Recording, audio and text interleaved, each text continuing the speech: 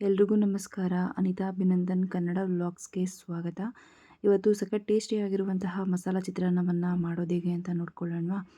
ಮೊದಲಿಗೆ ಮಿಕ್ಸಿ ಜಾರ್ಗೆ ಸ್ವಲ್ಪ ತೆಂಗಿನ ತುರಿಯನ್ನು ಹಾಕ್ಕೊಂಡಿದ್ದೀನಿ.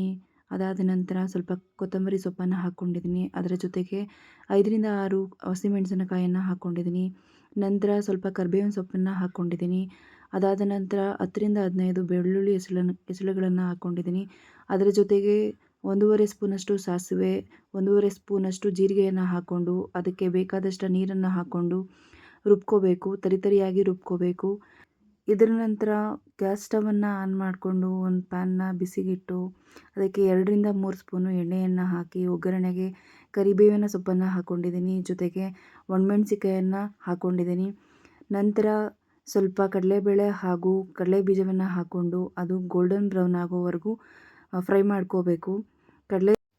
ಕಡಲೆ ಬೀಜ ಸ್ವಲ್ಪ ಜಾಸ್ತಿಯಾಗಿಯೇ ಫ್ರೈ ಆಗಬೇಕು. ನಂತರ ಮೊದಲೇ ನಾವು ರುಬ್ಬಿಟ್ಕೊಂಡಿರುವಂತಹ ಮಸಾಲೆಯನ್ನು ಇದ್ರ ಜೊತೆಗೆ ಹಾಕಿ ಫ್ರೈ ಮಾಡಬೇಕು. ಹಸಿ ವಾಸನೆ ಹೋಗೋವರೆಗೂ ಚೆನ್ನಾಗಿ ಫ್ರೈ ಮಾಡ್ಕೋಬೇಕು. ಅದಾದ ನಂತರ ಇದಕ್ಕೆ ಸ್ವಲ್ಪ ಅರಿಶಿನ ಪುಡಿಯನ್ನು ಹಾಕಿ ಮಿಕ್ಸ್ ಮಾಡಿ ನಂತರ ರುಚಿಗೆ ಬೇಕಾದಷ್ಟು ಉಪ್ಪನ್ನು ಹಾಕ್ಕೋಬೇಕು. ರುಚಿಗೆ ತಕ್ಕಷ್ಟು ಉಪ್ಪನ್ನು ಹಾಕ್ಕೊಂಡ ನಂತರ ಚೆನ್ನಾಗಿ ಮಿಕ್ಸ್ ಮಾಡಿಕೊಂಡು ಮೊದಲೇ ನಾವು ಮಾಡಿಟ್ಕೊಂಡಿರುವಂತಹ ಅನ್ನವನ್ನು ಅದೇ ಒಂದು ಪ್ಯಾನ್ಗೆ ಹಾಕ್ಕೊಂಡು ಒಂದೊಳ್ಳೆ ಮಿಕ್ಸ್ ಕೊಟ್ಟರೆ ರುಚಿಯಾಗಿರುವಂತಹ ಒಂದು ಮಸಾಲ ಚಿತ್ರಾನ್ನ ಅಥವಾ ಒರಳು ಚಿತ್ರಾನ್ನ ರೆಡಿ ಆಗುತ್ತೆ. ಈ ವಿಡಿಯೋವನ್ನು ಪೂರ್ತಿಯಾಗಿ ನೋಡಿದ್ದಕ್ಕೆ ಥ್ಯಾಂಕ್ಸ್ ಫಾರ್ ವಾಚಿಂಗ್.